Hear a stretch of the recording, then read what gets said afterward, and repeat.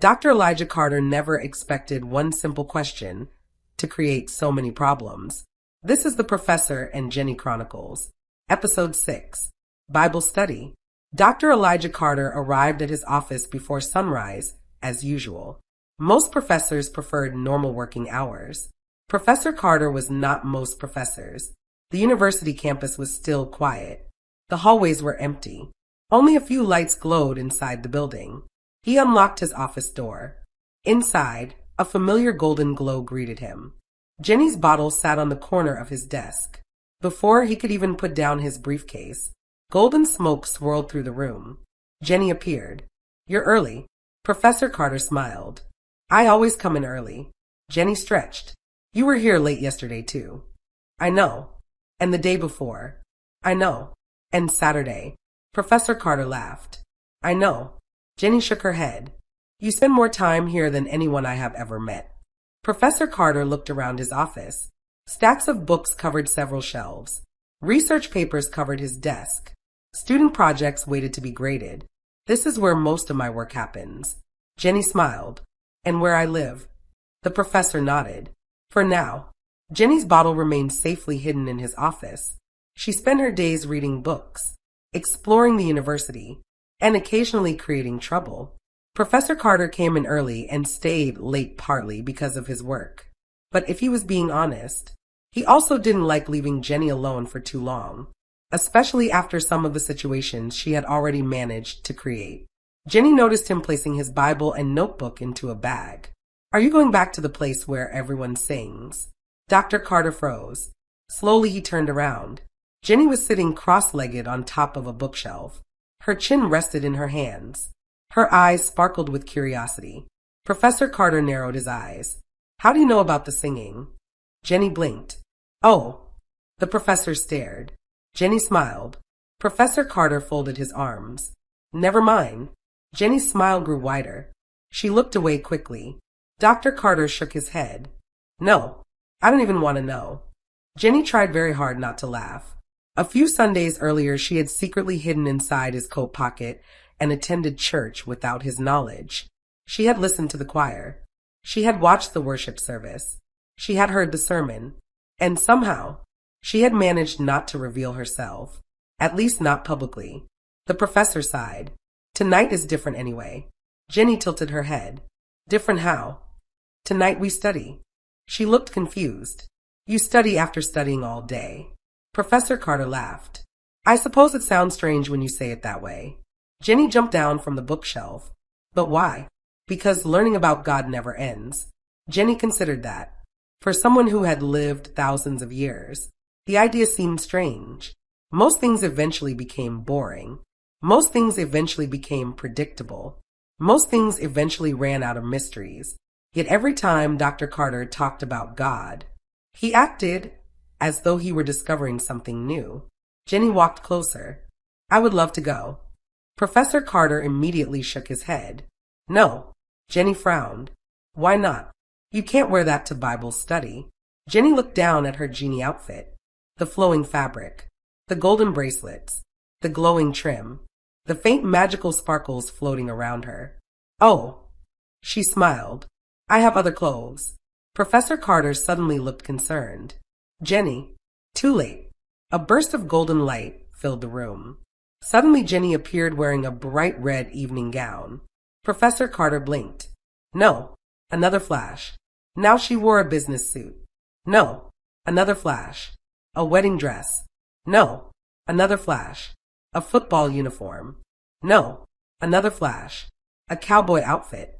"No." Another flash. A nurse uniform. "No." Another flash. A marching band outfit. "No." Another flash. A glittering royal gown. "No." Another flash. A spacesuit. Professor Carter rubbed his forehead. "Jennie." Another flash. A pirate. "No." Another flash. A magician. "No." Another flash. A firefighter. "No." Another flash. A giant fluffy winter coat. "No." Jennie crossed her arms. "You're very difficult." Professor Carter laughed. "I'm trying to keep you from drawing attention." Another flash. Jennie suddenly appeared wearing a simple blouse, a modest skirt, and comfortable shoes. Most of the sparkles disappeared. The glow faded. For the first time, she looked completely normal. Professor Carter smiled. That one. Jennie looked down. This one. Yes. It isn't very exciting. It isn't supposed to be exciting. Jennie sighed dramatically. Humans have strange rules. Professor Carter chuckled. Maybe. Jennie spun around. The outfit remained. No glowing. No glowing. No floating. No floating. No magic? No magic. Jennie frowned. This is harder than it sounds. Professor Carter pointed at her. And one more thing. What? When people ask who you are. Jennie waited. You are an old family friend. Jennie nodded. Old family friend. Yes. Very old. Professor Carter stared. Not that old. Jennie grinned. Professor Carter suddenly regretted this entire decision. An hour later they arrived at church. The parking lot was already filling with cars. People were walking toward the fellowship hall. Friends greeted one another. Children laughed. Someone carried a tray of food into the building. Jennie looked everywhere at once. So many people. Professor Carter smiled. Bible study is usually smaller than Sunday morning. Jennie looked shocked. Smaller? As they entered the building, several people immediately greeted them. Good evening, Professor Carter. Good to see you. How have you been? Jennie whispered. They know you. Professor Carter smiled. I've been coming here a while.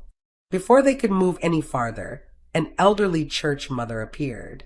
She was small, sweet, and completely fearless. The woman took Jennie's hand. Well, hello, baby.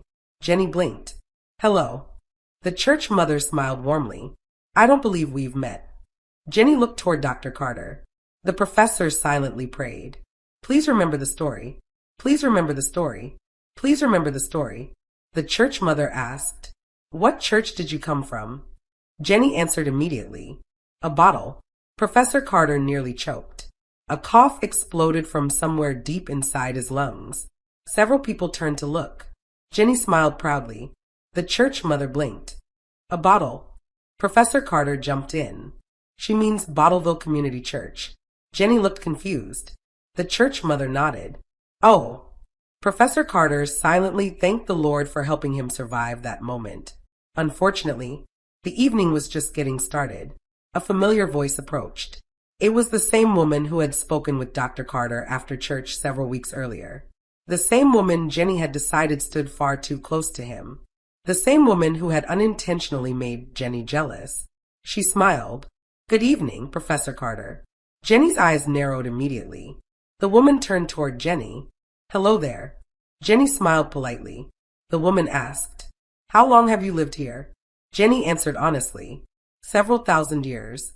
Professor Carter spilled coffee everywhere.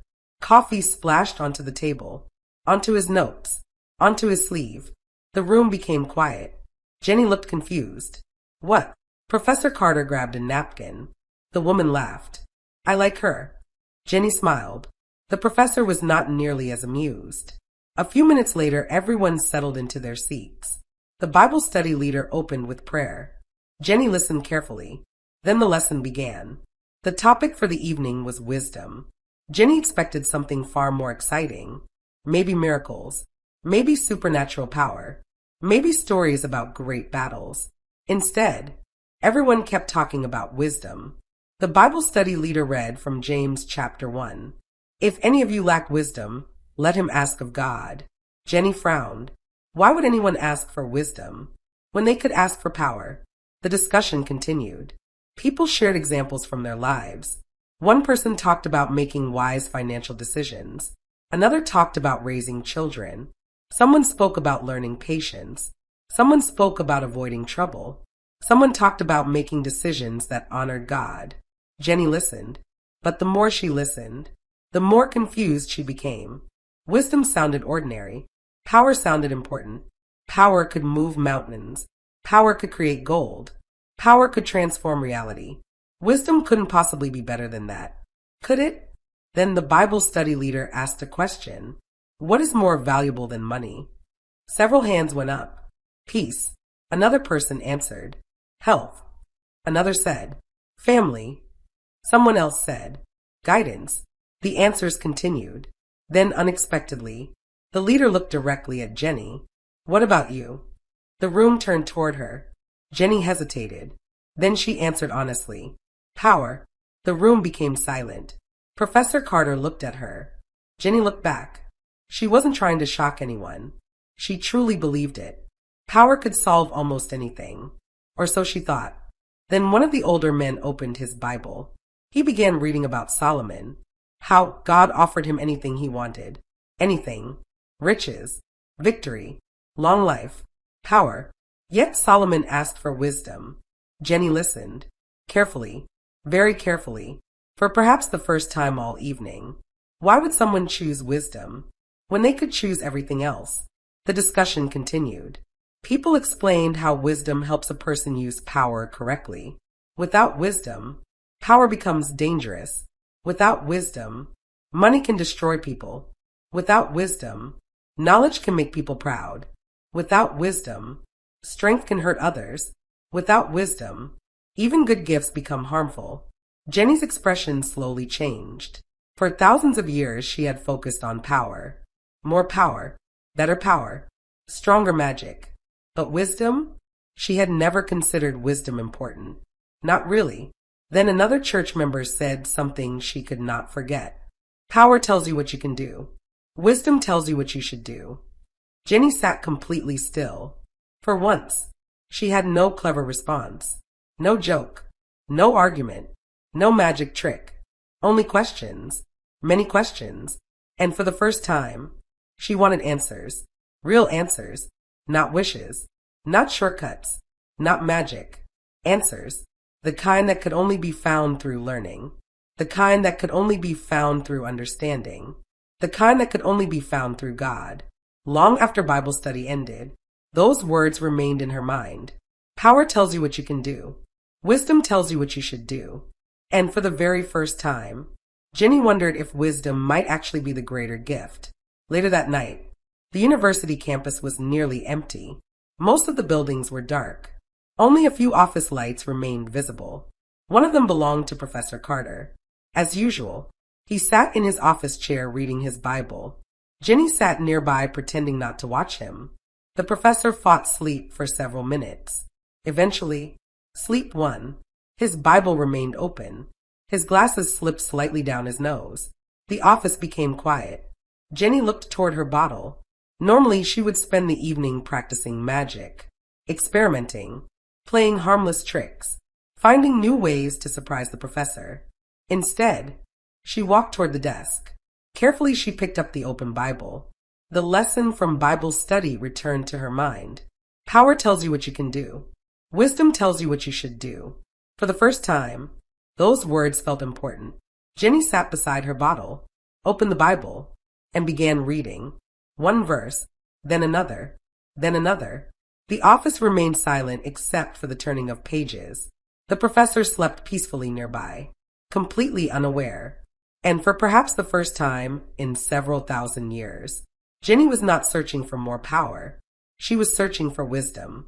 And somewhere in that quiet university office, a genie began learning something that magic could never teach.